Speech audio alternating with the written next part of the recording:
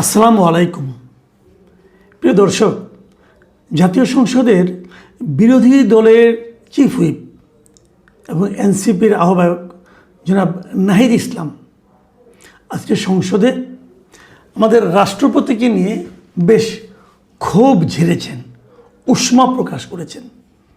এটা অস্বাভাবিক কিছু না, কারণ এই যে এনসিপি দলটা আছে এদের নেতৃবৃন্দের কাছ থেকে আমরা এরকমটাও অনেক আগে থেকেই পেয়ে আসছি।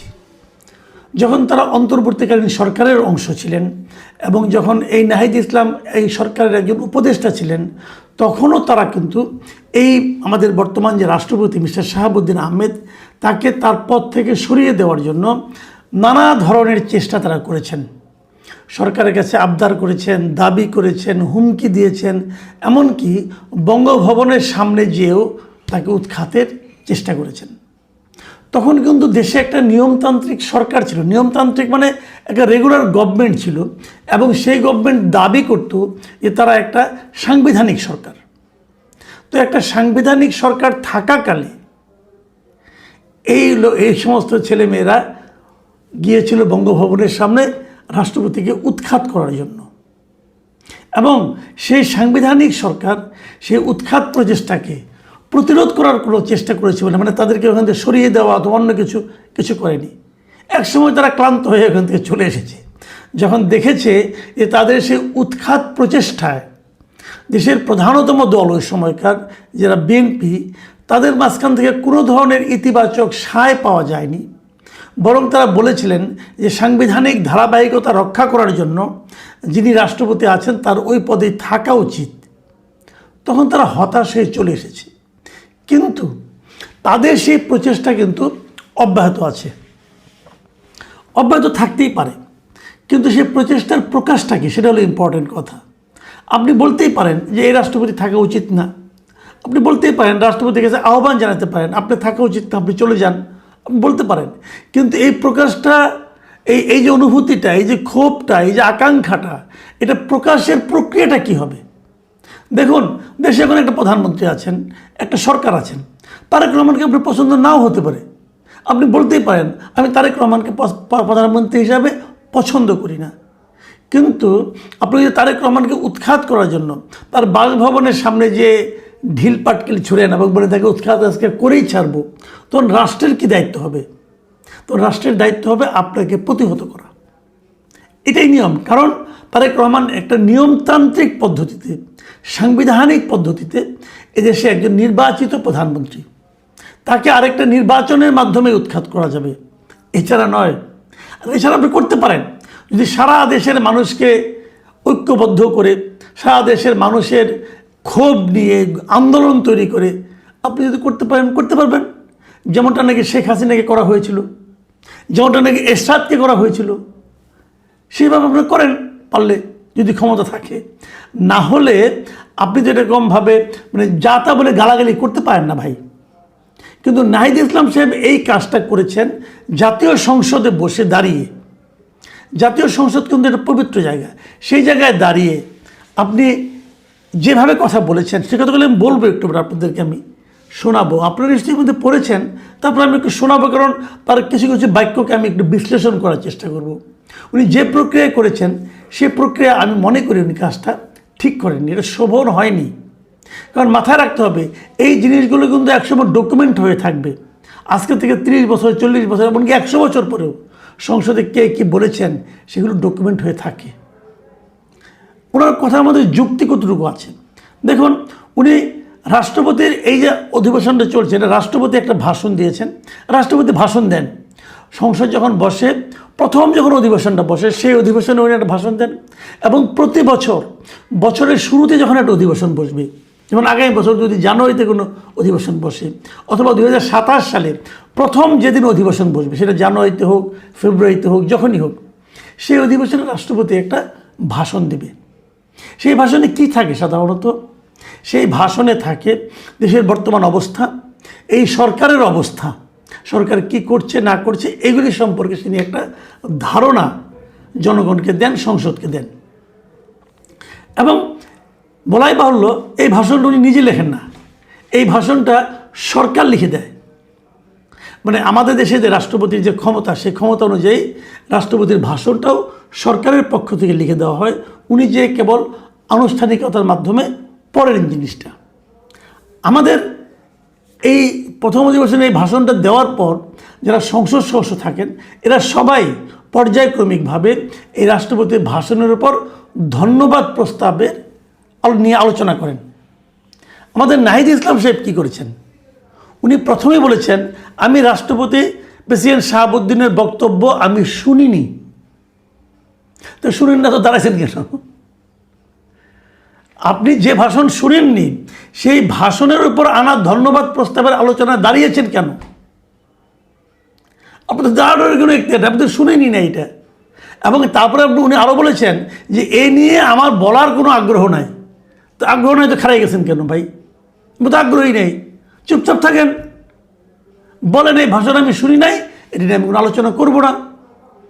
আপনি তো বলবেন যে উনি তো ওয়ার্কআউট করেছেন, হ্যাঁ ওয়ার্কআউট করেছেন, কিন্তু ওয়ার্কআউট করার পর যে জিনিসটা হয়, আমাদের যে অভিজ্ঞতা আর কি, ওয়ার্কআউট করার পর ওরা কিন্তু ওই এলাকা ছেড়ে চলে যান না। ওয়ার্কআউট করার পর ওনারা যার যার কক্ষে যেয়ে বসেন, ওখানে তো বিরোধী দলের একটা কক্ষ আছে, ওখানেও কিন্তু লাউড স্পিকারে সংসদের ভেতরে কী চলছে সব ওখানে শোনা যায়।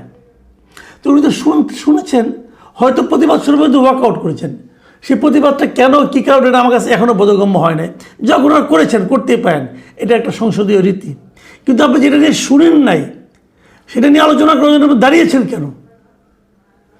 উনি বলার চেষ্টা করেছেন এই রাষ্ট্রপতি খুবই মন্দ এবং তার কিছু কুকীর্তি উনি হাউজের সামনে তুলে ধরতে চান বলে উনি দাঁড়িয়েছেন। ওকে, উনি কী কী কুকীর্তির কথা বলেছেন সেটা একটু বলি।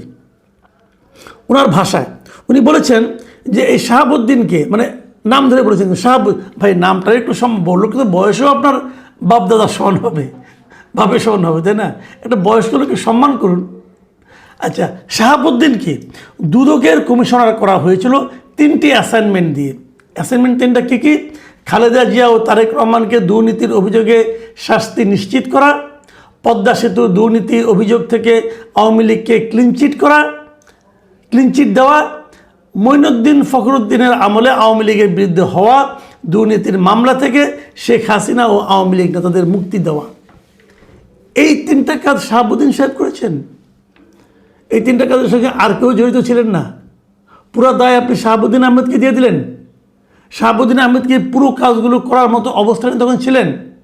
দুদকের পরিচালকের হাতে কতটুকু ক্ষমতা থাকে? দুদকের একজন চেয়ারম্যানও তো থাকে, একজন চেয়ারম্যান থাকে, আরও বেশ কয়েকজন পরিচালক থাকে। উনি এককভাবে ক্ষমতার অধিকারী ছিলেন, ধরলাম ছিলেন। যদি অন্যায় হয়ে থাকে ওনার বিচার করবেন, আপনি ওনার বিরুদ্ধে মামলা করবেন। কিন্তু সমস্যা হলো উনি যতক্ষণ প্রেসিডেন্ট থাকবেন তখন তো মামলা করতে পারবেন না। ঠিক আছে, প্রেসিডেন্ট পদে চলে যাওয়ার পর মামলা হবে, কিন্তু এই ধরনের অপরাধ আপনি আর যেগুলো আপনি বলেছেন তো আপনার অভিযোগ একটাও তো প্রমাণিত না। ওনাকে যে এই 3টা অ্যাসাইনমেন্ট দেওয়া হয়েছিল আপনি কোথায় শুনছেন? কোনো প্রমাণ আছে আপনার কাছে? নাই তো। এরকম অভিযোগ তো আপনার যে নেতা তাদের বিরুদ্ধেও আছে, আপনার বিরুদ্ধেও আছে।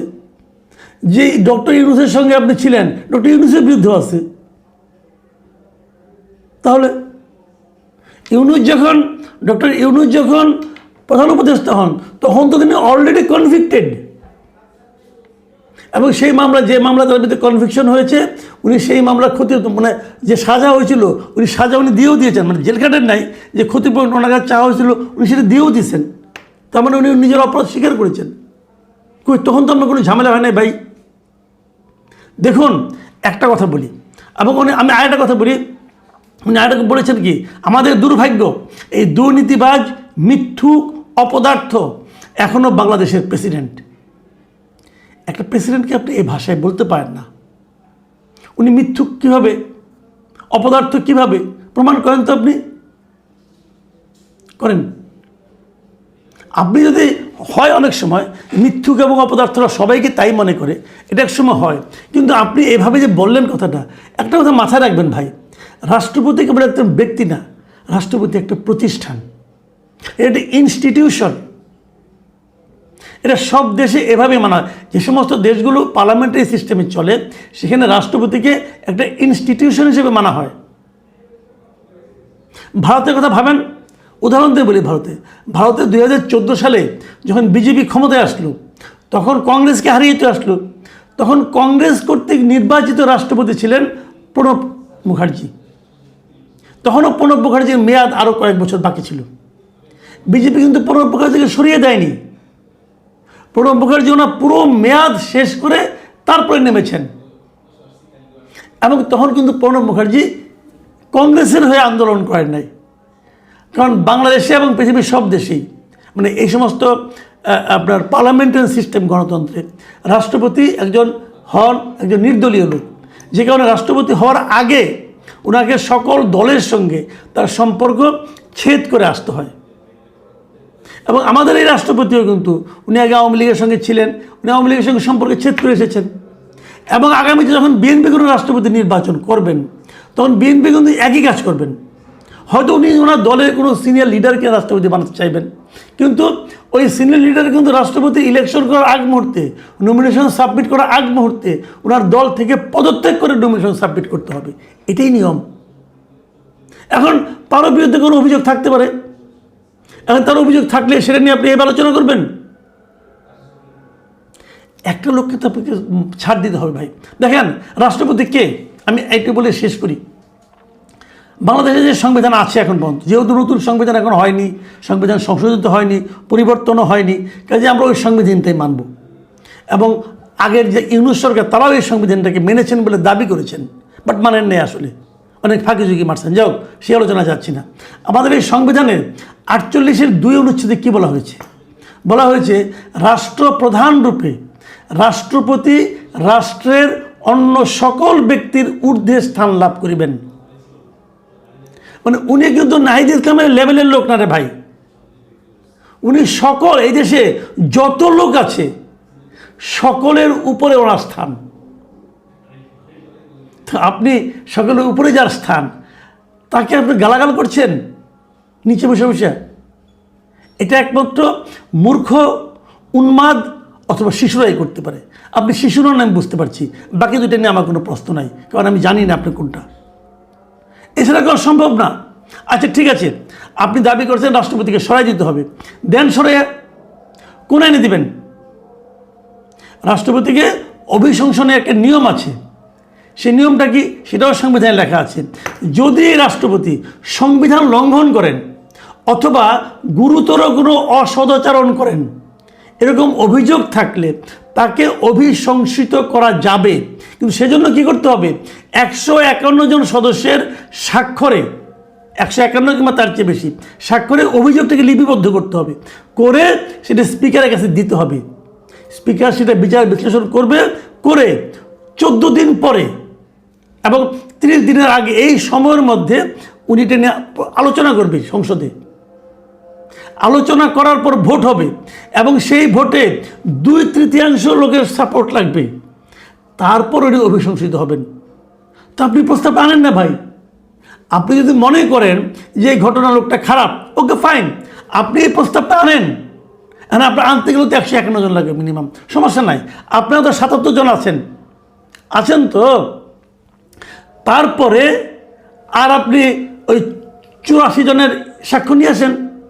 84 জন এমপিকে আপনি বলেন, বিএনপির এমপি অথবা অন্য কোনো দলের এমপি, ওদেরকে আপনি বলেন, ভাই আমরা তো এরকম রাষ্ট্রপতিকে অভিশংসিত করতে চাই, এই কারণে দেখেন এই তথ্য প্রমাণ আছে, আপনি একটা সিগনেচার করেন। আনেন না, সমস্যাটা কি? আনলে তো প্রস্তাবটা উঠবে, ওই ক্ষমতা আছে, দেখান। কিন্তু আপনি তা করবেন না। আপনি মেঠো বক্তৃতা করবেন সংসদে বসে, বা এই জন্য তো আপনাকে সংসদে পাঠানো হয় নাই। সংসদে 5টা মিনিট কথা বললে যে পরিমাণ খরচ হয়, সেই খরচ করে এখতিয়ার তো আপনার নাই এইভাবে অপচয় করার। তো এইগুলি কেন?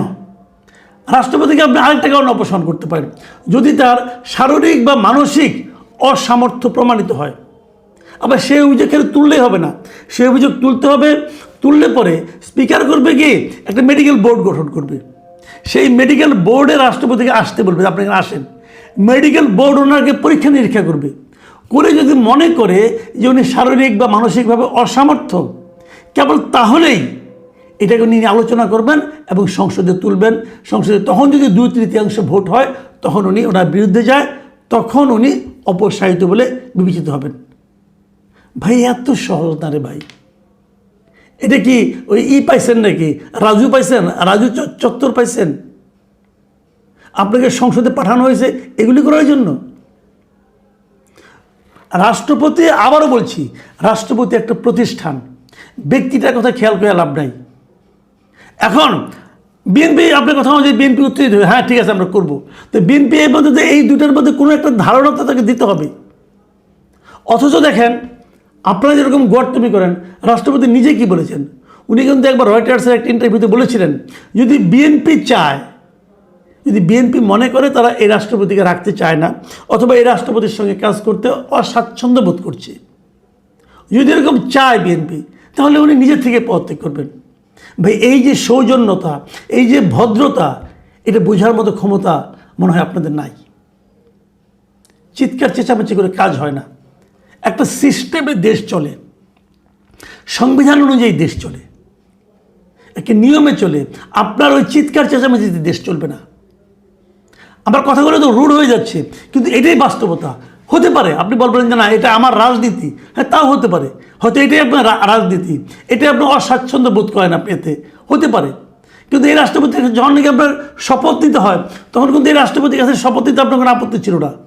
বন্ধু উপদেষ্টা হয়েছিলেন এই রাষ্ট্রপতির আন্ডারে, এই রাষ্ট্রপতির কাছে শপথ নিয়েছিলেন, নেন নাই? তখন বলতে পারতেন ওনার কাছে আমি শপথ নেব না, তা বলতে পারতেন না।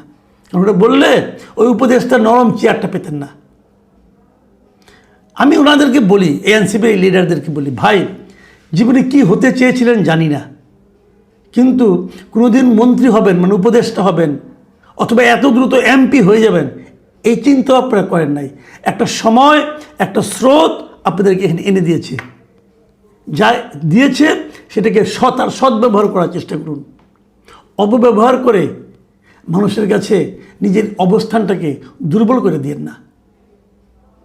প্রিয় দর্শক, এখন এই পর্যন্তই। আল্লাহ হাফেজ।